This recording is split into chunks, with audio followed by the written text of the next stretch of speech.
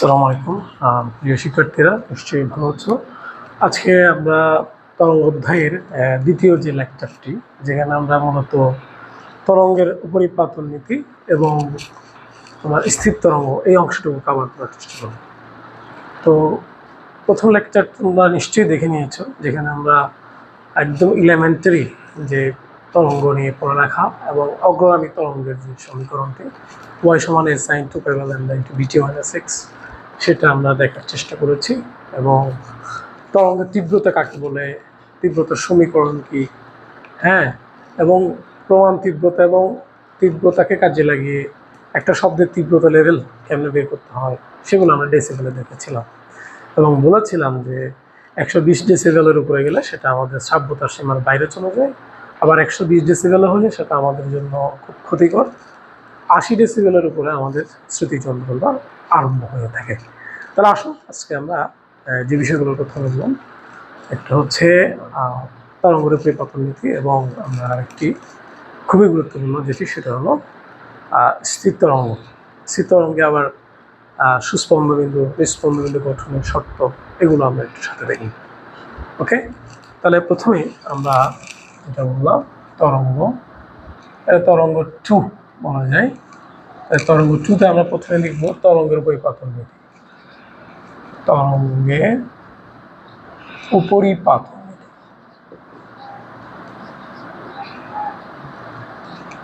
তরঙ্গের উপরিপাতন নীতিটা কি অনেকটা সামান্তরিক সূত্রের মতো। যেমন একই কোণার উপর একই সময়ে দুটি তরঙ্গ যদি আপতিত হয়, হ্যাঁ, তরঙ্গ আমরা সামান্তরিক সূত্রের মতো বুঝছি। সামান্তরিক সূত্রটা কি ছিল? কোনো কোণার উপর একই সময়ে যদি দুটি তরঙ্গ আপতিত হয়, কেমন, তাহলে ওই তরঙ্গদের ওই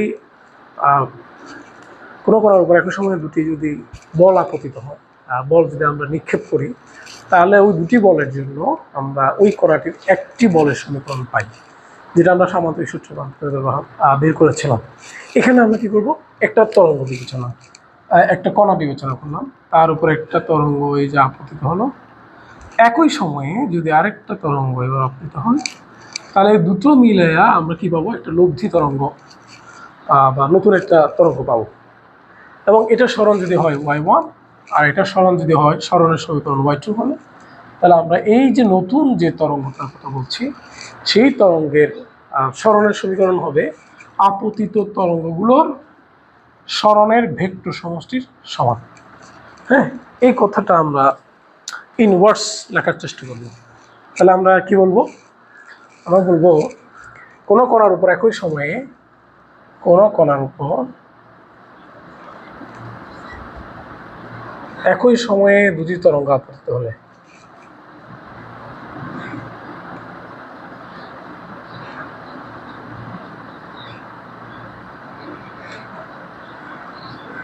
আপতিত হলে, এই যে তরঙ্গদ্বয়ের জন্য কণাটির লব্ধি সরণ হবে, তরঙ্গদ্বয়ের জন্য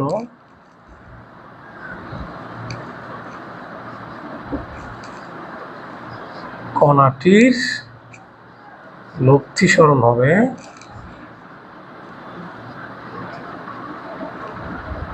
আপতিত তরঙ্গসমূহের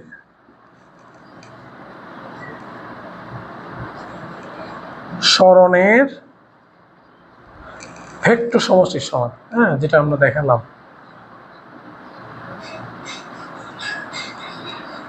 সমষ্টির সমান। হ্যাঁ, এই যে আমরা যে y সমান লিখলাম y1 প্লাস y2, এটা ভেক্টর সমষ্টি বোঝানোর জন্য আমরা ভেক্টর চিহ্ন দিতে পারি। হ্যাঁ, তোমাদের বইয়ে সেটাকে অনেক জায়গায় মোটা হরফে লিখেছে, মোটা হরফে লিখে ভেক্টর চিহ্ন নির্দেশ করছে আর কি। হ্যাঁ, তাহলে এই যে আমরা বললাম y1 এবং y2 আপতিত হচ্ছে, সো তার মানে কণাটির এখন লব্ধি সরণ হবে y সমান y1 প্লাস y2। তাহলে এটা কি আমরা বলছি তরঙ্গের উপরিপাতন নীতি। তাহলে তরঙ্গের উপরিপাতন নীতির সাহায্যে এখন আমরা স্থির তরঙ্গ বোঝার চেষ্টা করি। তাহলে স্থির তরঙ্গে এখানে দুটো তরঙ্গ লাগবে, এবং তরঙ্গগুলো সবই সেম থাকবে, বিস্তার সেম, বেগ সেম। হ্যাঁ, তরঙ্গ দৈর্ঘ্য সেম, শুধুমাত্র বিপরীত দশায় মানে বিপরীত দিক থেকে এসে এরা একে অপরের উপর আপতিত হবে। তাহলে সংজ্ঞাটা কেমন হবে? আমরা যদি এভাবে লিখি, কোনো মাধ্যমের সীমিত অংশে দুটি অগ্রগামী তরঙ্গ পরস্পরের বিপরীত দিক হতে এসে একই বেগে একে অপরের উপর আপতিত হলে নতুন যে তরঙ্গের উদ্ভব হয় তাকে বলা হয় স্থির তরঙ্গ। ওকে, আমরা যদি একটু লিখি স্থির তরঙ্গ সমীকরণটি, তাহলে কেমন দাঁড়াবে?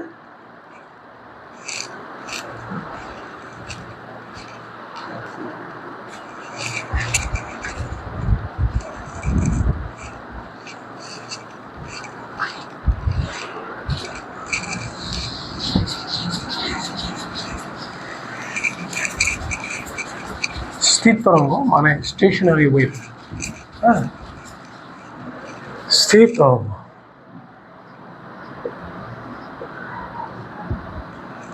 তাহলে আমরা লিখবো কোনো মাধ্যমের সীমিত অংশে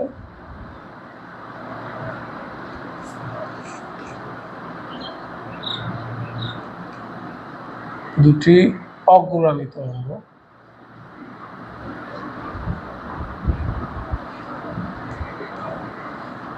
পরস্পরের বিপরীত দিক থেকে এসে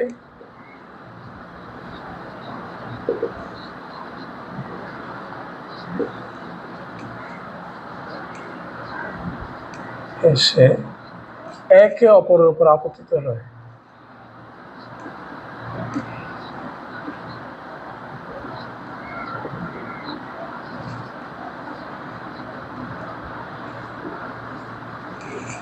হলে পরস্পরের বিপরীত দিক হতে, এখানে আমরা একটা কথা লিখতে পারি একই মানের বেগে, একই মানের বেগে একে অপরের উপর আপতিত হলে যে তরঙ্গ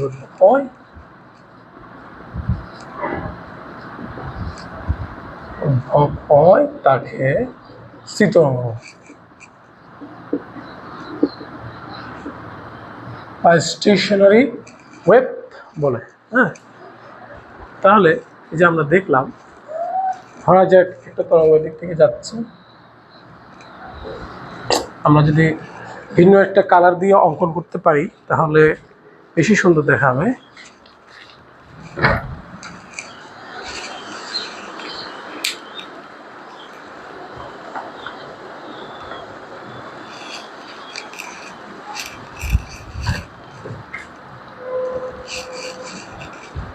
দেখা যাক আমাদের কালারটা কাজ করে কিনা।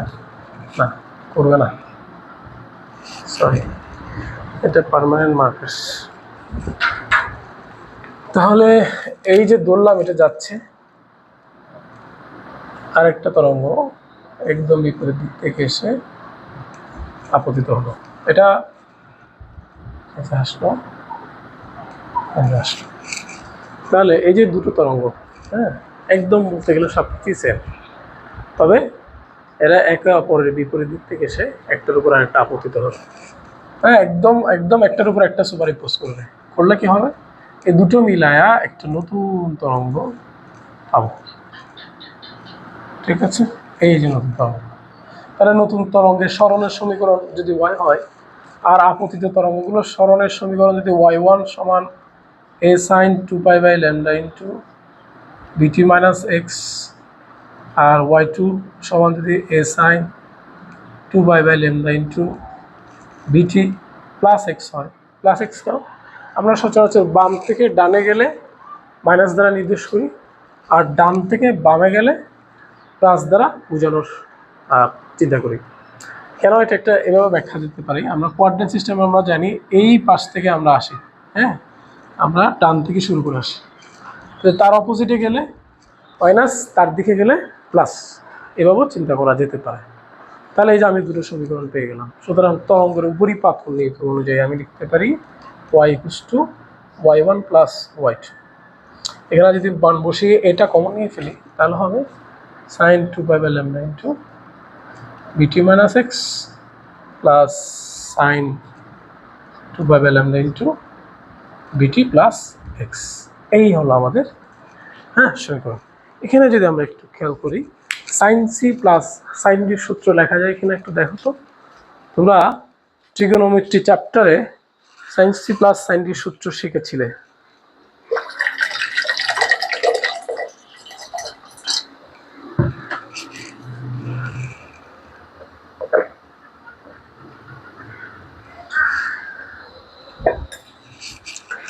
সাইন সি প্লাস সাইন ডির সূত্রটা কেমন ছিল আমরা জানি, 2 sin c plus d by 2 cos c minus d by 2। হ্যাঁ, sine C plus sine D সূত্রটা ছিল 2 sin c plus d by 2 cos c minus d by 2। তাহলে আমি এখানে এটাকে সি ধরলাম, এটাকে ডি ধরলাম। ডি ধরে যদি আমি এখন সূত্রটা প্রয়োগ করি তাহলে কি পাবো? তাহলে যেটা পাবো সেটাই সি তরঙ্গের সমীকরণ। দেখো এখান থেকে লিখে আমরা, সুতরাং y সমান 2a, ওই যে 2টা সামনে নিয়ে আসলাম, 2a সাইন এটা প্লাস এটা 2 পাবে ল্যামডা কমন যায়, 2 পাবে ল্যামডা কমন নিয়ে করলাম, বিটি মাইনাস এক্স প্লাস বিটি প্লাস এক্স। ওকে, তাহলে আমরা দেখতে পাচ্ছি এক্স এক্স কাটা। আবার কস 2 পাবে ল্যামডা কমন যায়, আবার বিটি সি মাইনাস ডি বাই 2, তাহলে এখানে একটা 2 হবে, সূত্রের 2, এই যে 2টা। আবার বিটি মাইনাস এক্স মাইনাস বিটি মাইনাস এক্স ডিভাইডেড বাই 2, এখানে তাহলে বিটি বিটি করা যায়। তাহলে আমাদের সমীকরণটা দাঁড়াচ্ছে 2a সাইন 2 বিটি, বিটি বিটি 2 বিটি, 2 2 কাটা শুধু বিটি, সরি 2 পাবে ল্যামডা ইন্টু বিটি। আবার এখানে হবে কস 2 পাবে lambda into minus 2x by 2। খেয়াল করো 2 2 কাটা গেলে এখানে কজের ভিতরে একটা মাইনাস আসবে, আর আমরা জানি কস মাইনাস এটা সমান কি কস থিটা। হ্যাঁ, এটা আমাদের জানা আছে। তাহলে আমরা এভাবে লিখতে পারি। হ্যাঁ, তাহলে আমরা দেখো অলরেডি বলতে গেলে আমরা সমীকরণটা কিন্তু পেয়ে গেলাম।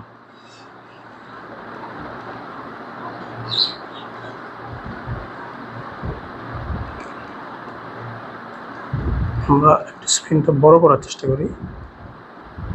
হ্যাঁ, আচ্ছা ঠিক আছে। তাহলে আমরা যে পেলাম, হ্যাঁ, এটাকে যদি আর একটু লাইন আমরা একটু সাজাইয়া লিখি তাহলে হবে 2a sin 2 by lambda into বিটি, আর কস মাইনাস থিটা যেহেতু কস থিটা হয়ে যায় 2 2 কাটা গিয়ে তাহলে 2 বাই ল্যামডা ইন্টু এক্স। এই যে এটাকে আমরা বলি যে স্থির তরঙ্গ বা স্টেশনারি ওয়েভ, তার ইকুয়েশন।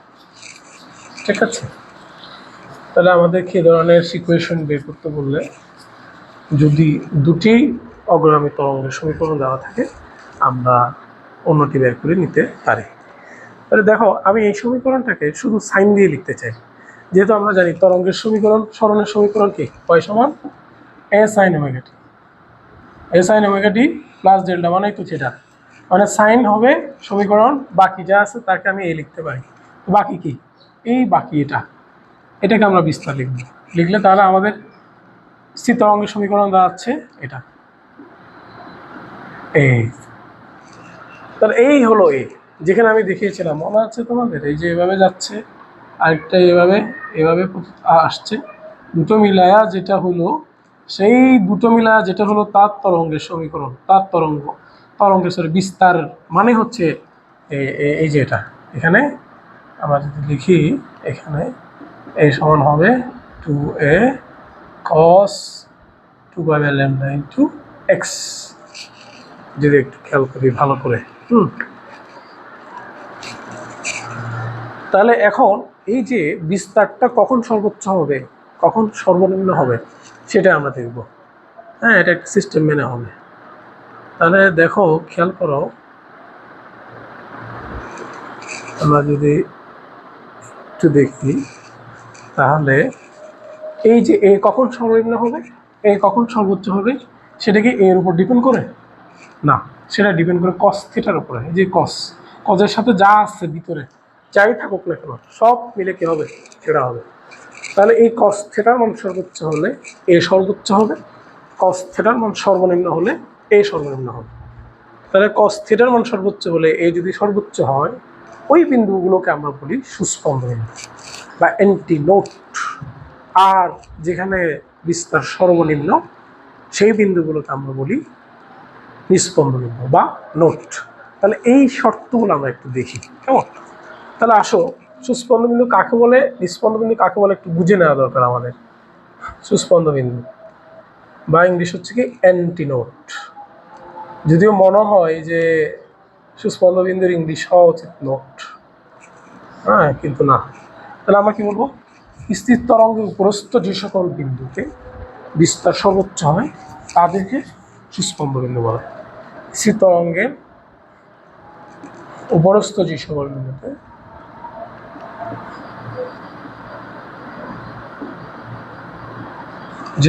বিন্দুতে বিস্তার সর্বোচ্চ হয়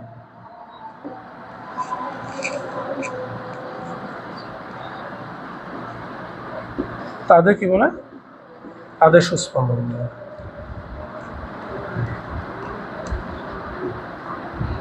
এখন এই যে আমি যে এক্স একটা শব্দ আমরা দেখতে পাচ্ছি, এক্স কোথায়, এই যে স্থিতরঙ্গের যে সমীকরণটা, সেই সমীকরণ যে বিস্তারের মধ্যে দেখতে পাচ্ছি এক্স।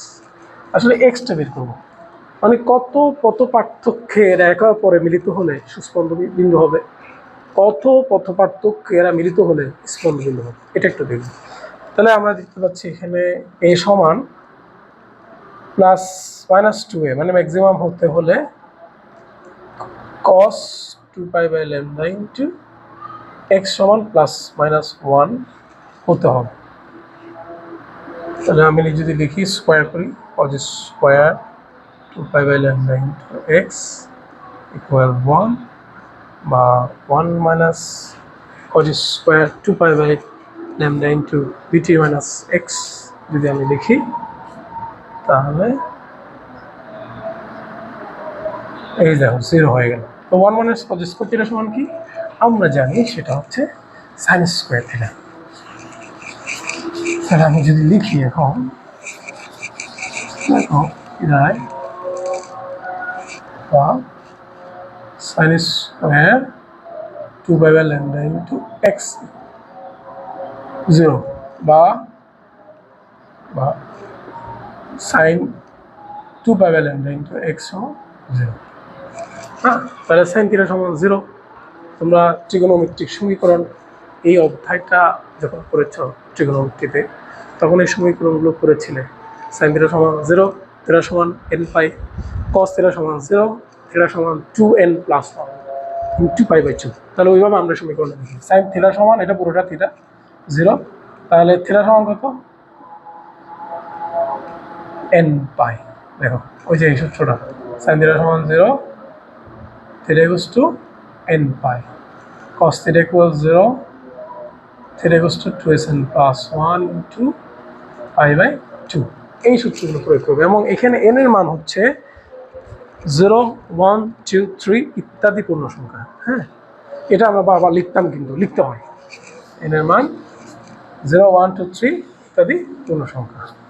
তাহলে আমরা যদি লিখলাম, তাহলে এখান থেকে আমরা দেখতে পাই x সমান কি হবে, n ল্যামডা বাই 2। তো n এর মান যদি 0 হয়, প্রথমটা হবে 0, তারপর ল্যামডা বাই 2, এবার 2 ল্যামডা বাই 2, এরকম।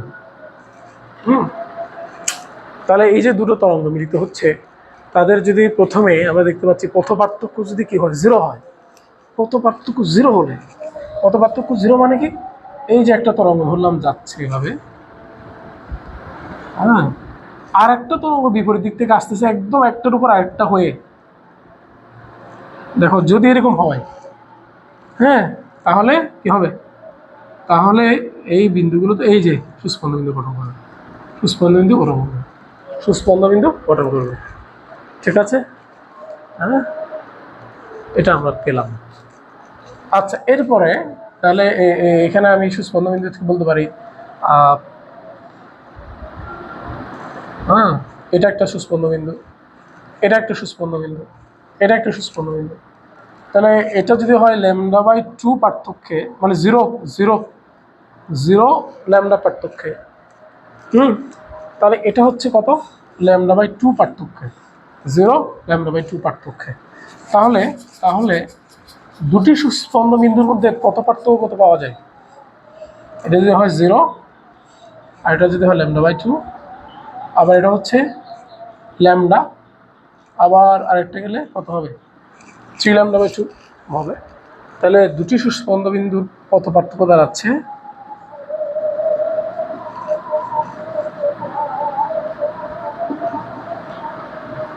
কত পার্থক্য সমান, আমি যদি এভাবে লিখি এক্স ইকুয়াল দ্বিতীয়টা বিয়োগ প্রথমটা মানে λ/2। হ্যাঁ দেখো, দুটো সুস্পন্দ বিন্দুর কত পার্থক্য এভাবে λ/2 যদি দেওয়া থাকে, তাহলে এক্স দেওয়া থাকলে আমরা এখান থেকে ল্যামডা বের করে নিতে পারি। ল্যামডা জানা থাকলে আমরা ভি মানে তরঙ্গ বেগ, কম্পাঙ্ক ইত্যাদি বের করে নিতে পারি। তাহলে এই হলো সুস্পন্দ বিন্দু নিয়ে আমাদের কথা। এখন আমরা যদি একদম সিমিলারলি নিস্পন্দ বিন্দু নিয়ে আমাদের কথাগুলো বলতে চাই, তাহলে কি হবে? নিস্পন্দ বিন্দু হচ্ছে কি, স্থির তরঙ্গের উপরস্থ যে সকল বিন্দুতে বিস্তার সর্বনিম্ন হয়, হ্যাঁ, সে সকল বিন্দুকে আমরা বলবো নিস্পন্দ বিন্দু। তাহলে নিস্পন্দ বিন্দুর শর্ত কি? শর্ত আমরা দেখতে পাচ্ছি, নিস্পন্দ বিন্দুর শর্ত হচ্ছে, হ্যাঁ, যেহেতু এ সমান কি হতে হবে, 0 হতে হবে। তো 0 হতে হলে কি, cos 2π/λ x ইকুয়াল হতে হবে 0। তো cos 0 সমান cos θ সমান 0, তাহলে θ সমান 2n + 1 × π/2, আমি লিখতে পারি 2π/λ x ইকুয়াল 2n + 1 × π/2। এই যে সূত্রটা প্রয়োগ করলাম, তাহলে আমরা এখানে দেখতে পাচ্ছি আমাদের x সমান হবে হচ্ছে 2n + 1 × λ বাই, আমরা যদি দেখি তাহলে λ/4 আসবে, কেমন? λ/4 যদি আসে আর n এর মান 0, 1, 2, 3 ইত্যাদি পূর্ণ সংখ্যা, কথা লেখার পর আমরা যদি n সমান 1 বসাই, তাহলে প্রথমটা কত আসবে, n সমান 0 বসালাম, তাহলে এটা λ/4। দ্বিতীয় পদটা কত, 3 λ/4, এবারে 5 λ/4। হ্যাঁ, তাহলে আমরা দেখতে পাচ্ছি কোন কোন জায়গায় নিস্পন্দ বিন্দু গঠন করতেছে, যেখানে এরা কত পার্থক্য মিলিত হচ্ছে। λ/4 এর বিজোড় গুণিতক কত পার্থক্য মিলিত হচ্ছে, 1, মানে λ/4 এর 1 গুণ, λ/4 এর কত গুণ, 5 গুণ, এবার λ/4 এর এই যে আমরা দেখতে পাচ্ছি 7 গুণ, এরকম আসবে, কেমন? তাহলে এই যে আমি পেলাম দুইটা নিস্পন্দ বিন্দু, ফলে কত পার্থক্য কত, দুটি নিস্পন্দ বিন্দু কত পার্থক্য দাঁড়াচ্ছে হলো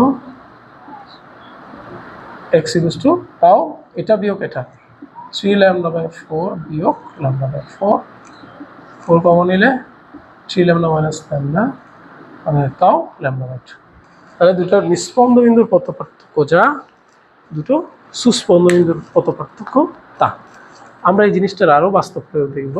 একদম এই যে বললাম স্থির তরঙ্গ ফর্ম করছে, হ্যাঁ, আমরা এখানে শব্দের ব্যতিচাপ, আলোর ব্যতিচাপ, এখানেও দুটো তরঙ্গ লাগে, তবে এরা বিপরীত দিক থেকে না এসে একই দিক থেকে যায় সামান্য কত পার্থক্যে, তাদের ক্ষেত্রে আমরা তরঙ্গের উপরিপাতন নীতি প্রয়োগ করব। তো দেখা হবে আবার, তোমরা জিনিসটা এক্সারসাইজ করো এবং আত্মস্থ হও।